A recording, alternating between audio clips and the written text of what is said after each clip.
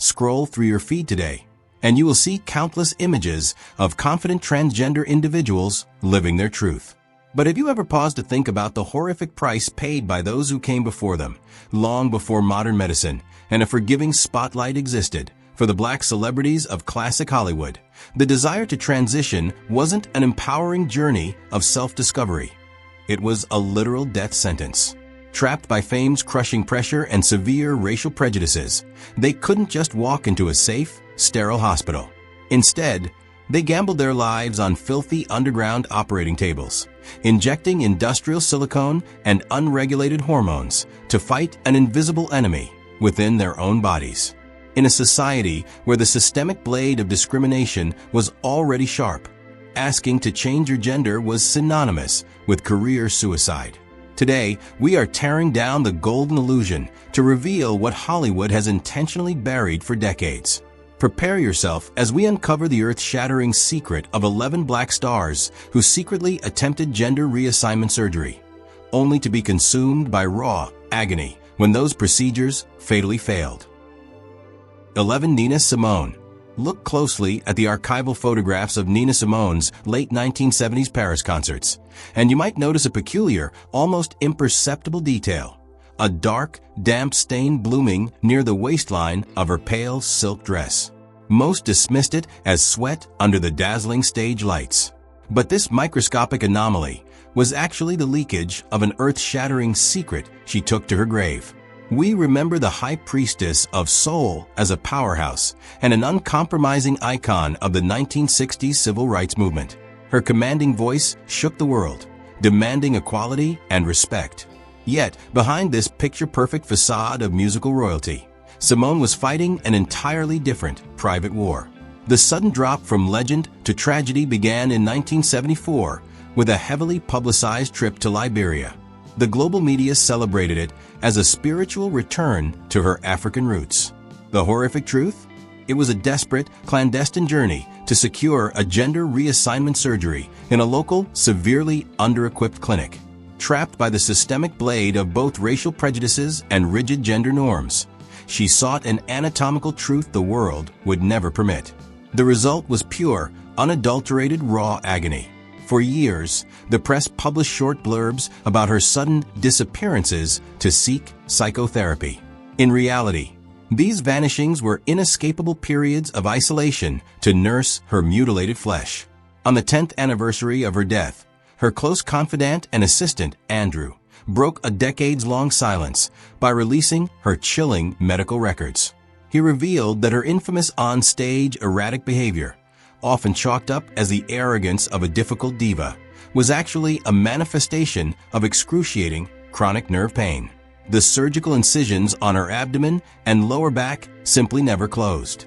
Before every single performance, Andrew had to manually bind her torn flesh with heavy-duty medical tape just so she could stand upright. Every time she forcefully struck the piano keys, the physical recoil tore at her unhealed nerves, turning her greatest talent into a merciless foe. To survive the stage, she was forced into consuming massive doses of painkillers, her body slowly wasting away under the heavy, oversized dresses she constantly wore to hide her deformed silhouette. The truth is stark and unforgiving. The blood on the silk was never a wardrobe malfunction. It was the slow, agonizing hemorrhage of a spirit trapped in an irreconcilable biological prison. To rewrite one's biological destiny often requires a brutal, physical negotiation with anatomy itself. Deep within the pristine, holy halls of the classical opera world, the pursuit of an acceptable feminine form demanded an even sharper skeletal toll, reducing the human framework to a canvas of hidden fractures. 10. Marian Anderson. In 1939, Marian Anderson stood before 75,000 awestruck spectators at the Lincoln Memorial.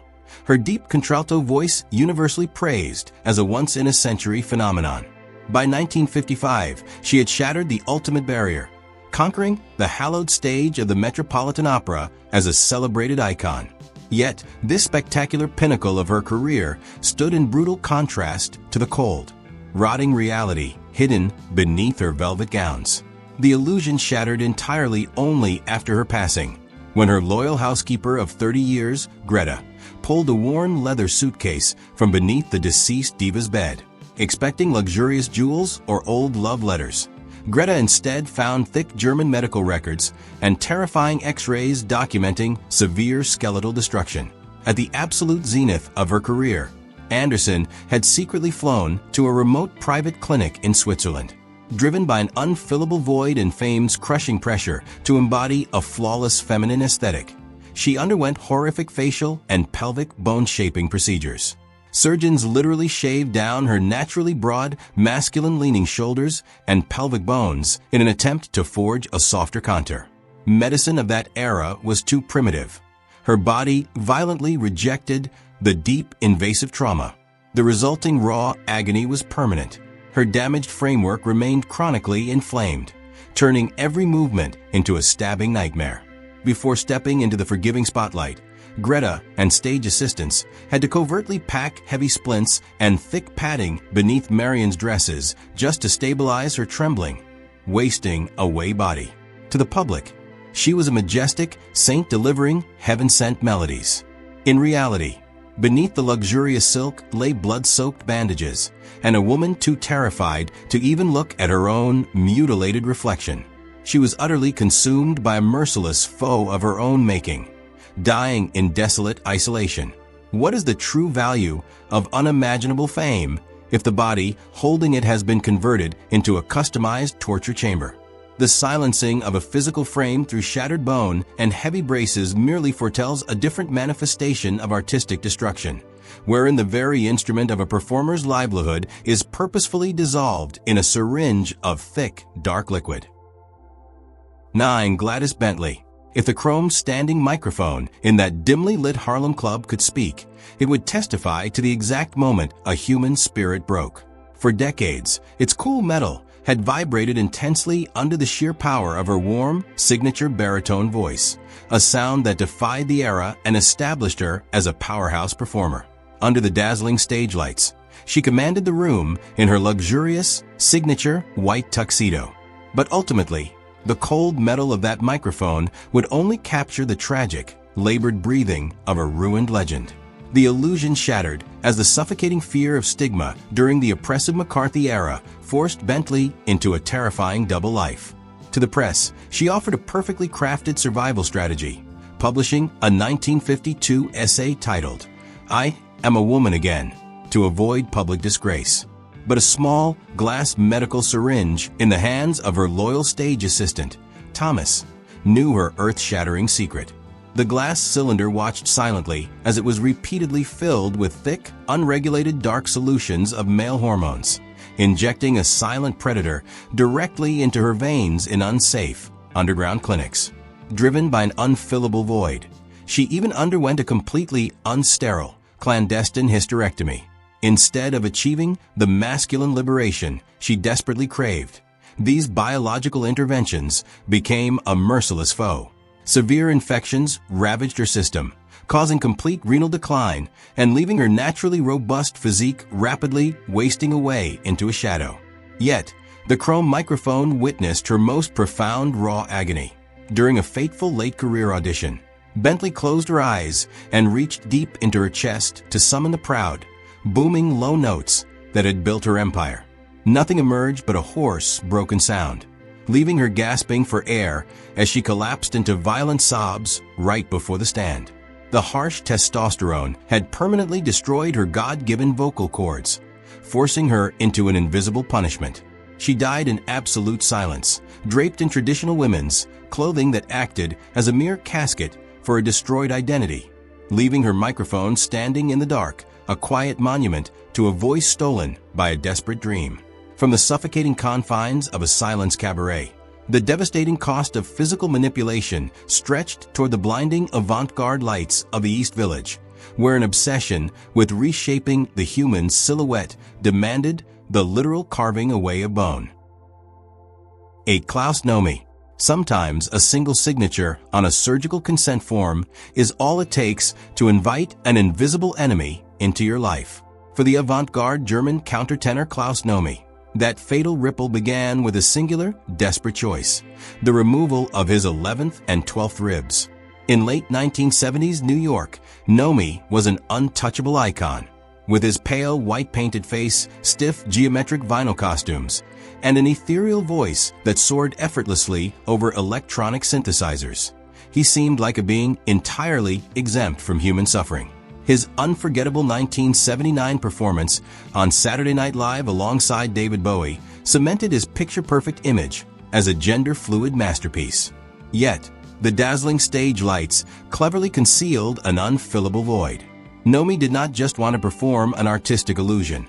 He harbored a burning, all-consuming desire to completely shed his male physique and live truly in a female form.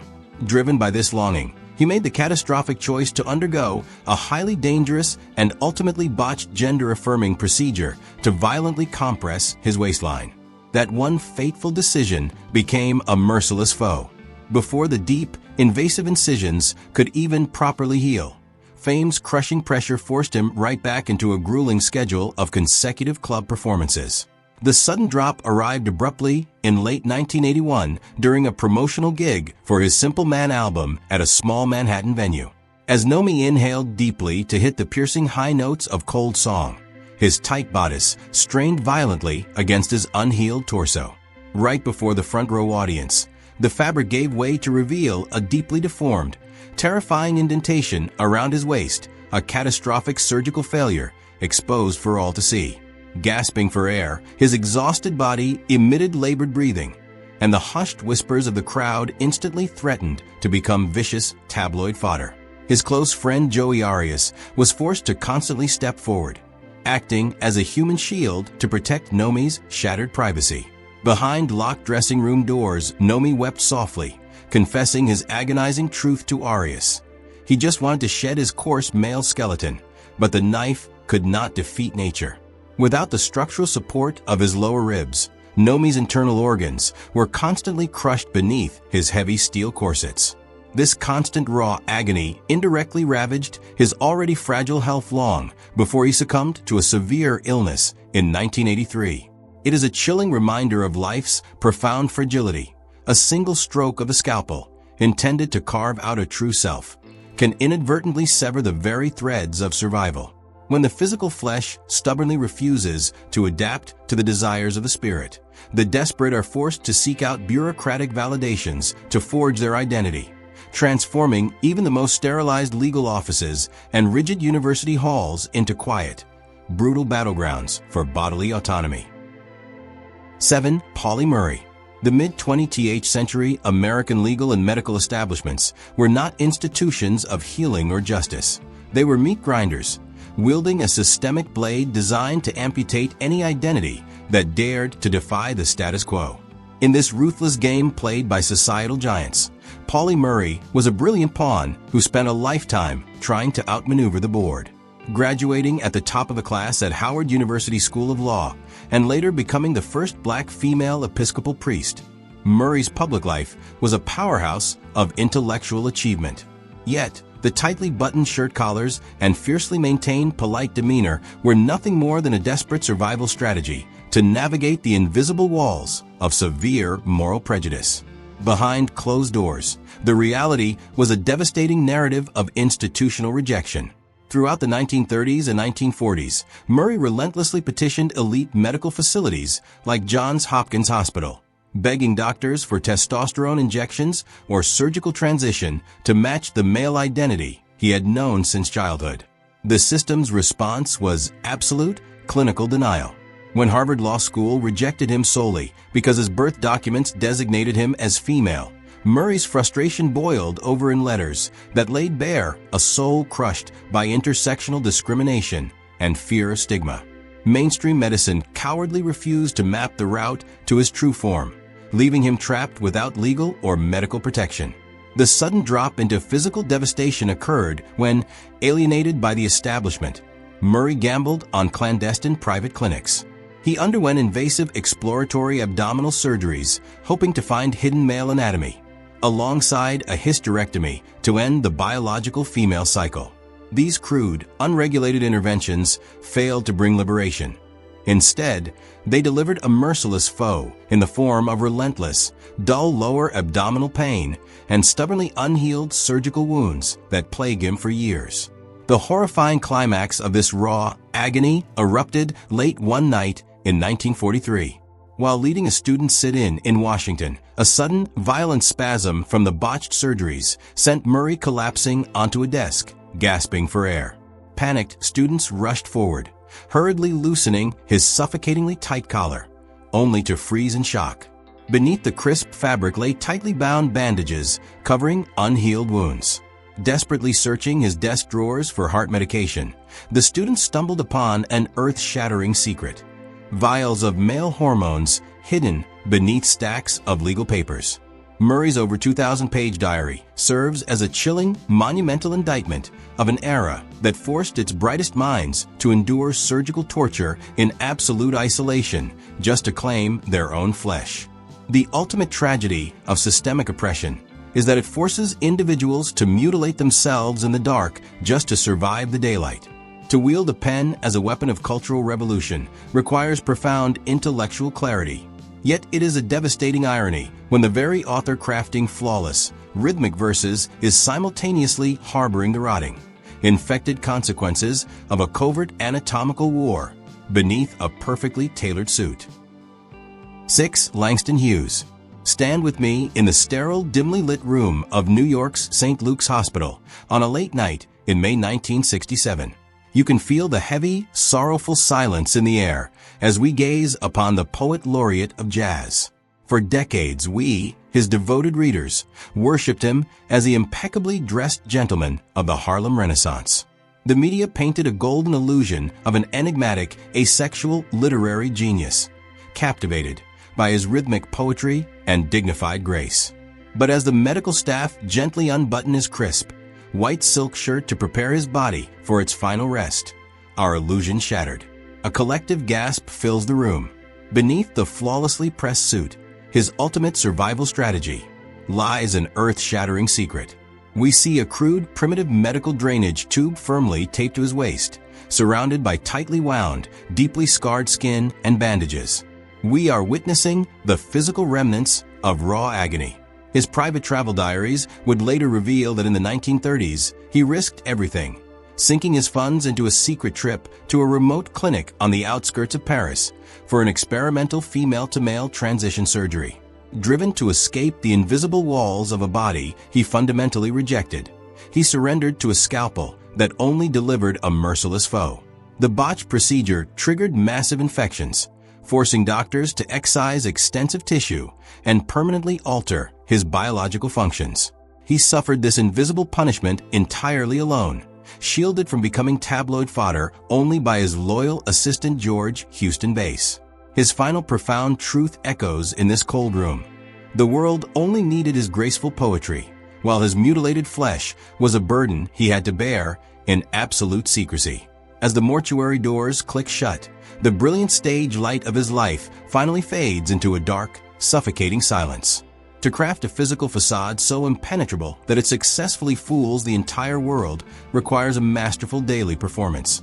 But when the stage is everyday life, the heavy costume inevitably begins to fuse with the bleeding, infected wounds beneath it, leaving the performer utterly trapped in a garment they can never truly take off. 5. Lorraine Hansberry. Before she even reached the age of 30, Lorraine Hansberry had conquered Broadway. Her masterpiece, A Raisin in the Sun, made her the first black woman to win the prestigious New York Drama Critics Circle Award. The world saw a radiant genius thriving in a glamorous marriage to Robert Nemiroff, posing as a picture-perfect intellectual. But this dazzling pinnacle of theatrical glory masked a suffocating lavender marriage, a meticulously crafted survival strategy designed to protect her career from the era's vicious prejudices. The monumental paradox was that the higher her star rose, the deeper she descended into a secret underground world in Greenwich Village to chase an earth-shattering secret. Driven to shed her female form entirely, Hansberry began sourcing illegal male hormones, consuming massive doses of crude compounds. This reckless intervention acted as a silent predator, systematically destroying her internal organs and laying the fatal groundwork for the physical collapse her family would later disguise as pancreatic cancer to avoid public disgrace. The true raw agony materialized in 1963 when, terrified of exposure in mainstream hospitals, she entrusted her body to a shady private clinic for a clandestine chest surgery. The botched procedure left her with deep, rotting incisions and chronic infections. Refusing proper medical care, she battled constant high fevers disguised to her peers as simple exhaustion. The devastating climax occurred during an intense late-night rehearsal in 1964. Hans Berry suddenly collapsed on stage, gasping for air. As frantic assistants ripped open her signature oversized men's coat to help her, everyone froze in horror. Beneath the heavy fabric were blood-soaked bandages violently binding her chest, while vials of male hormones spilled from her handbag. She passed away at just 34 years old, leaving behind a heartbreaking diary entry. Her greatest terror was not her wasting away body, but the thought of dying in women's clothes, because her soul was fundamentally shaped as a man. What is the true value of unprecedented fame if the celebrated victor is slowly bleeding to death inside their own trophy? When the anatomical architecture of a human torso is recklessly dismantled by untrained hands, the body's natural resonance chambers are completely destroyed, transforming every inhaled breath of holy air into a brutal, internal mechanism of physical torture. For Wilmer Broadnax, the cold, glaring fluorescent lights of a 1992 Memphis morgue finally illuminated what 4 decades of gospel glory had successfully concealed. Following a fatal altercation, forensic examiners unbuttoned the victim's oversized, elegant suit, fully expecting to find the anatomy of a standard male. Instead, they recoiled in sheer horror at the earth-shattering secret laid bare on the stainless steel table. A grotesque mosaic of sunken scars, primitive calcified stitches, and a completely destroyed biological system.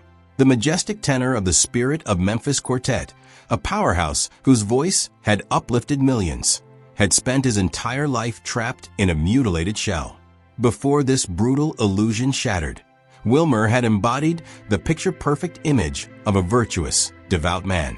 Yet, faced with the systemic blade of an era where legitimate gender-affirming care was entirely non-existent, he had resorted to unimaginable extremes. Armed with only strong painkillers and makeshift instruments, he performed a horrific, clandestine self-hysterectomy to violently eradicate his female biological origins. The result was uninterrupted raw agony. The unsterile procedure caused his intestines and bladder to fuse directly to his muscle tissue in a dense, rotting web of adhesions. For 40 years, those beloved baggy suits functioned merely as high-end medical shrouds, purposely worn to hide open wounds and the foul stench of a drainage bag collecting constant urine leakage. Every soaring, angelic high note he delivered to his congregation was actually a merciless foe. Each deep inhalation caused a massive rise in abdominal pressure that violently yanked his calcified muscle fibers, inducing stabbing, blinding pain on stage. To maintain his masculine silhouette, he utilized brutal steel chest reinforcements for 4 decades, irreparably deforming his ribs and compressing his lungs until he suffered from chronic hypoxia and constant labored breathing. In the end, flesh is but a fragile, temporary vessel, easily broken when forced to carry the weight of a misplaced soul. Concealing the relentless, humiliating seepage of a destroyed urinary tract demands an exhausting daily ritual of synthetic barriers, where even the most expensive imported fragrances become tragic accomplices in masking the pungent scent of biological failure from the highest echelons of political power. 3. Bayard Rustin. 0. That is the exact number of days Bayard Rustin lived without excruciating physical terror after the early 1950s. The chief architect of the 1963 March on Washington was a brilliant political powerhouse, a man whose intellect moved hundreds of thousands of people. But if we calculate the metrics of his private life, the numbers tell a story of unyielding raw agony. Driven to completely eliminate his female biological cycle to focus entirely on activism, Rustin sought out underground medical facilities across New York and Europe. The sudden drop occurred on a makeshift operating table. An anonymous surgeon wielding the systemic blade of primitive medical practices accidentally ruptured the delicate partition between Rustin's bladder and the newly created surgical cavity. Lacking proper absorbable sutures, the tear never healed, creating a permanent fistula. For the next 3 decades, Rustin endured a continuous, uncontrollable leakage of urine. His lower body was trapped in a perpetual state of moisture, breeding a chronic deep tissue infection. The resulting odor, a harsh metric of ammonia mixed with a faint scent of necrotic tissue, was a constant, invisible enemy. Rustin bitterly documented it as the inescapable smell of a biologically destroyed transition. To maintain his picture-perfect image as a dignified civil rights leader, his daily routine became a statistical nightmare. Every single morning, he manually wound countless layers of heavy medical gauze and thick plastic wrap tightly around his groin. Those famous multi-hour strategic planning sessions with Dr. Martin Luther King Jr. were, in reality, prolonged episodes of physical torture. Rustin drenched himself in the strongest, most expensive French perfumes to mask his earth-shattering secret, the scent often so overpowering it triggered headaches in his colleagues. Whenever he abruptly excused himself from critical debates, it wasn't for political reflection. It was because his makeshift absorption system had reached maximum capacity, threatening imminent public disgrace through his trousers. The most terrifying metric, however, was the psychological toll. Classified documents reveal Rustin funneled massive amounts of his private wealth directly into the pockets of a botched surgeon as hush money. His greatest terror was a police strip search during protests, living in absolute paranoia that J. Edgar Hoover's FBI would uncover his medical nightmare and weaponize it as tabloid fodder to destroy the movement. To calculate the true cost of his legacy is to measure a hero trapped in plastic, drowning in his own biology, while some slowly waste away in the silent fluids of internal organ failure. Others seek salvation by injecting industrial chemicals directly beneath their skin, transforming their musculature into a ticking synthetic time bomb waiting to violently detonate under the vibrant pulse of underground dance music. 2. Venus Stravaganza. Before the physical body of Venus Stravaganza was ever discovered beneath the bed of a cheap hotel in 1988, her soul had already been suffocated by a psychological ghost of her own creation. Her mind was a relentless prison of paranoia, haunted by the crushing fear of stigma and the desperate need to maintain her picture-perfect status in the competitive ballroom scene. This obsession acted as a silent predator in her mind long before it physically destroyed her flesh. Terrified of her own biological reality and driven by an unfillable void, she sought out an unlicensed, underground beauty clinic to pump industrial silicone directly under her shoulder muscles. She wanted a rugged masculine frame, an armor to survive the systemic blade of society, but instead, she invited a merciless foe directly into her bloodstream. The sudden drop arrived violently during a frantic stage performance. Under the dazzling stage lights, the cheap silicone implants in her right shoulder violently ruptured. The toxic chemicals leaked immediately, aggressively attacking her surrounding soft tissues. The necrosis spread rapidly from her arm to her chest, plunging her into a nightmare of raw agony. Yet, the psychological terror of losing her golden illusion was far stronger than her physical agony. Horrified that her true identity would be exposed and her reputation ruined, she vehemently refused to step foot in a hospital for antibiotics or drainage. Her friends in the House of Stravaganza often wondered why she always wore heavy, oversized coats even in the sweltering New York summer. It was her ultimate, tragic survival strategy. Those coats were the final shield hiding her hideously deformed, pus-oozing shoulders.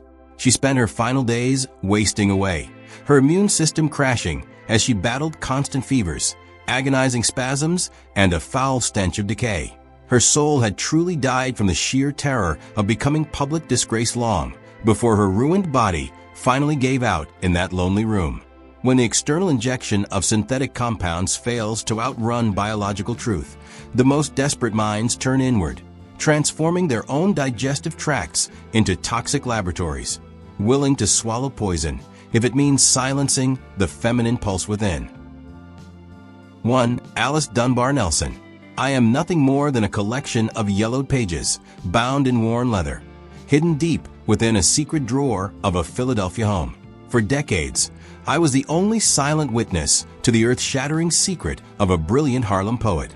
To the world, she was a fierce intellectual fighting for equality, projecting a golden illusion of strength. But under the dim light of her study, she would open my pages and meticulously record strange, coded chemical symbols, the recipes for her own destruction. I watched her trembling hands mix industrial organic solvents and heavy metals stolen from the printing plant where she worked, combining them with potent herbal extracts. She called this toxic brew her freedom medicine, a desperate attempt to create a homemade estrogen blocker. Driven by an unfillable void and the fear of stigma, she believed she could systematically eradicate her femininity from the inside out. Every night, I felt the cold splash of these raw, unrefined chemicals as she recorded her doses, desperately trying to rewrite her biology to escape the systemic blade of gender expectations. She thought she had conquered nature when her biological cycles temporarily ceased. But the sudden drop was already flowing through her veins. The toxic concoction acted as a silent predator, silently eroding the lining of her blood vessels and calcifying her very heart. The severe, forced depletion of estrogen triggered hyperaccelerated vascular aging. Her close friends noticed her gasping for air and complaining of severe chest pain in her early 40s, entirely unaware that her arterial system had hardened into that of an 80-year-old due to the toxicity of her homemade medicine. In her final days, I sat helplessly in the dark drawer while she endured pure raw agony. Her kidneys and heart completely lost their ability to filter the accumulated toxins, leaving her body violently wasting away in agonizing edema and weakness. When she finally succumbed at age 59, the family masked her catastrophic circulatory collapse as simple heart failure to prevent public disgrace and media scrutiny. Now, I remain here in the dusty dark, a quiet, chemical-stained monument to a shattered dream, holding the tragic recipes of a soul that poisoned its own heart just to breathe freely. 11 names, 11 brilliant black stars, each a glamorous symbol of their respective eras. Yet, beneath the golden illusion of their fame lay 11 untold stories of raw agony, secrets they fiercely protected until their final breaths. These historical shadows reveal far more than just the primitive, barbaric nature of past medicine. They stand as haunting testaments to a silent war fought by individuals desperate for their true identities, willing to risk everything against the cruel systemic blade of an era that brutally rejected diversity. Their scars and botched procedures serve as a deeply poignant reminder of the true, terrifying price of freedom.